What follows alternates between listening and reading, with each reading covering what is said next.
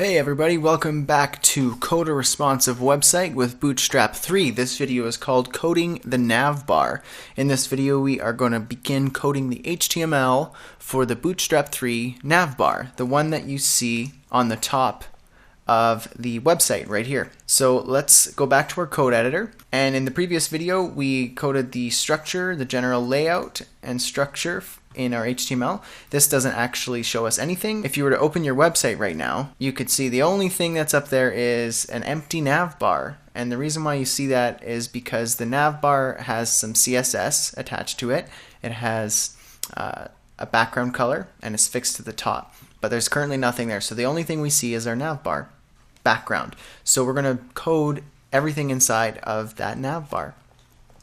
So back to our code editor, and we're going to start coding within our navbar HTML. And in the code chunks folder, this is what we will be coding, the navbar right here. As I said before, you can copy and paste this right in there if you just want to see what it looks like, but I would recommend trying to follow along and hand coding it because you will learn better that way. And then you can reference this later to see if you have any bugs or mistakes. Alright, so first up, inside of our navbar, we're going to want to add a div with the class of container. Remember to close that div.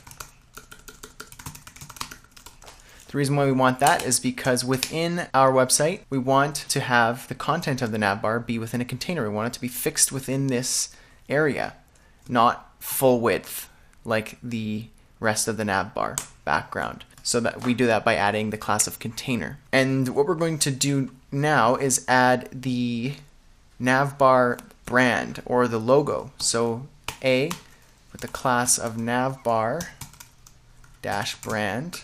That's a Bootstrap 3 CSS class. href, we'll just put the £sign for now. Actually, you know what?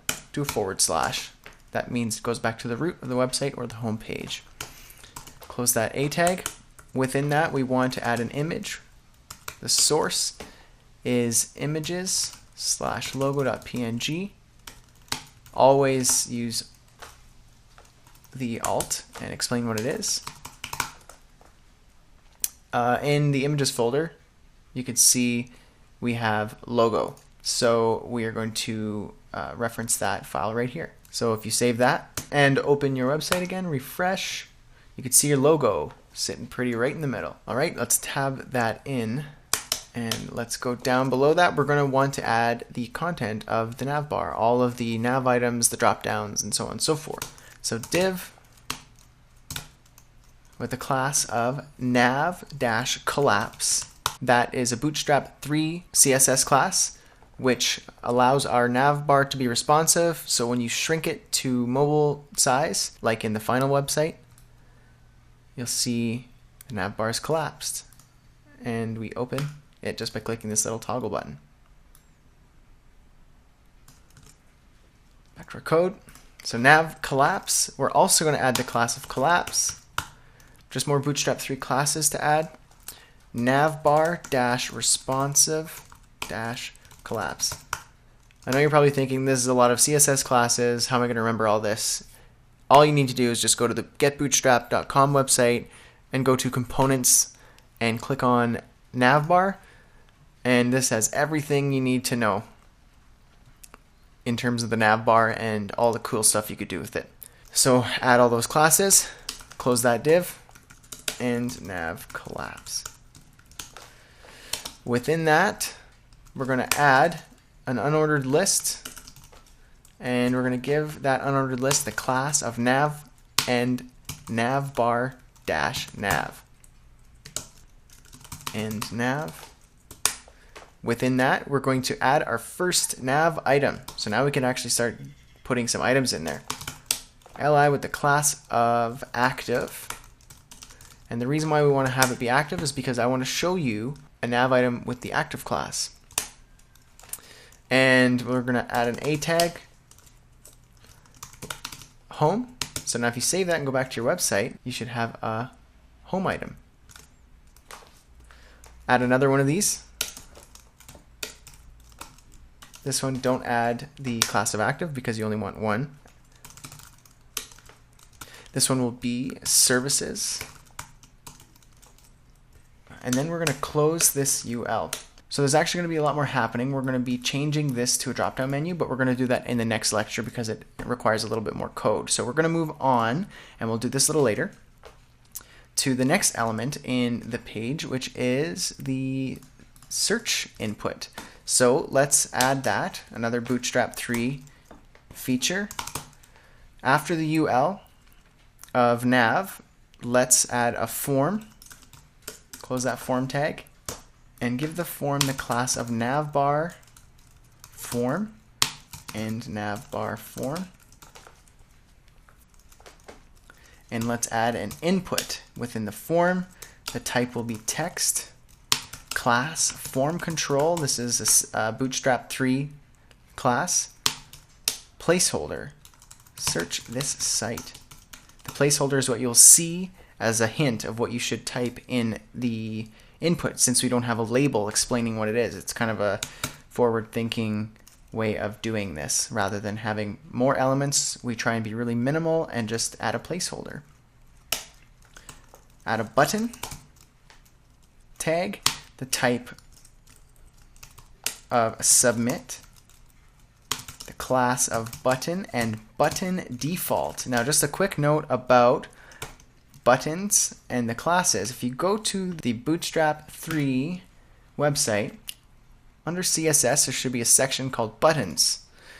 Get bootstrap.com/CSS, click on buttons. This is all of the pre-designed, pre-styled buttons you can use in Twitter Bootstrap. Obviously you can customize these as much as you want with your own CSS, but this is what is baked in to Bootstrap 3. So you have default, primary, success, info, warning, and danger, and link. They've just named them these names. They're kind of arbitrary, but you need to use the classes in order to achieve these styles. And it's really easy. So button, type, button, class, btn, and btn-default gets you this.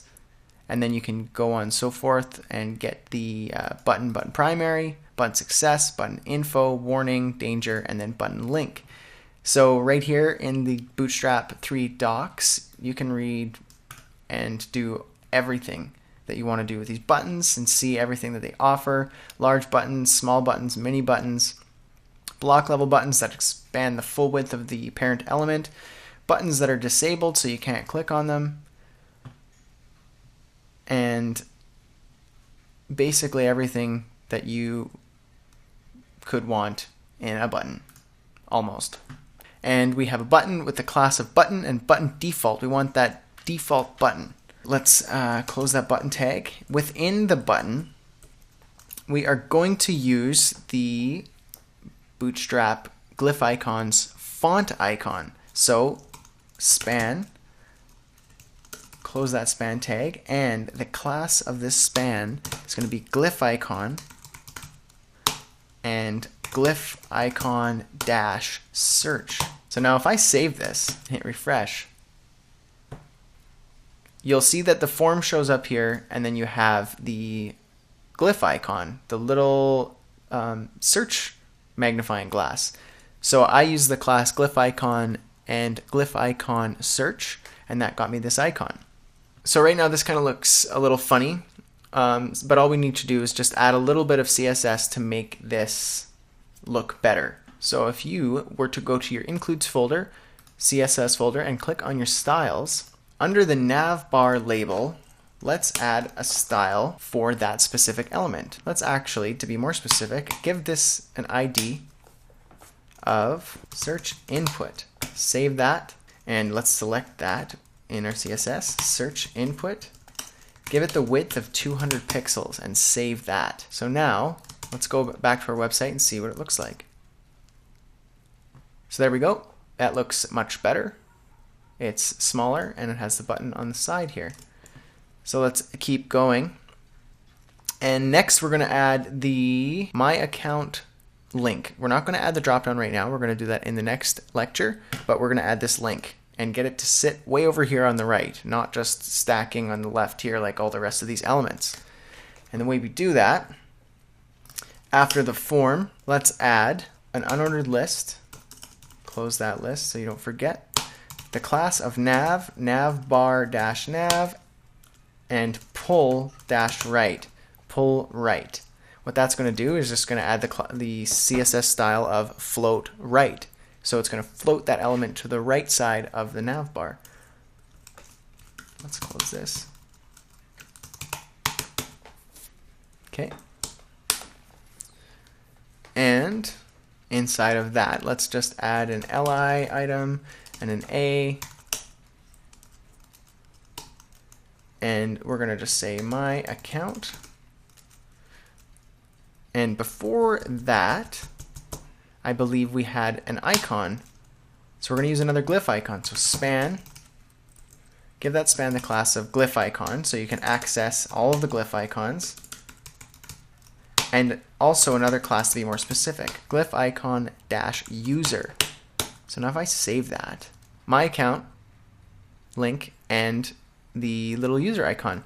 Now this looks a little funny. This search, this part of the nav looks like it's higher than this part. This part seems to be just sitting down on another row. The reason why that is because this form isn't floated left and this is floated right. So it can't float up on the same horizontal level as this element because this is not allowing it to because it doesn't have the CSS style of float left. So if we add a specific Bootstrap 3 class to this whole form, we can make this look better. So there is a pull right, but there is also a pull left. So add pull left to the form, and let's see what that looks like. That looks much better. So there we go. We already have something good going here. So just a really quick recap. We added the navbar whole wrapper. We added a container within the navbar. We added the navbar brand. And we added the container, the collapse, the nav collapse container that will allow these links to collapse when they're responsive.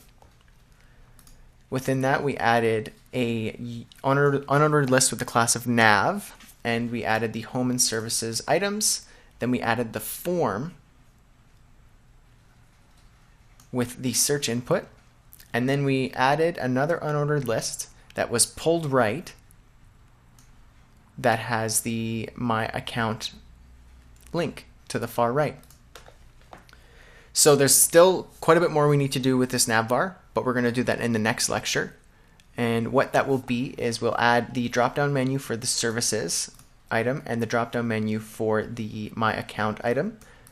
And we'll also do a couple quick things to make this navbar look really nice when it's responsive. So I'll see you in that lecture.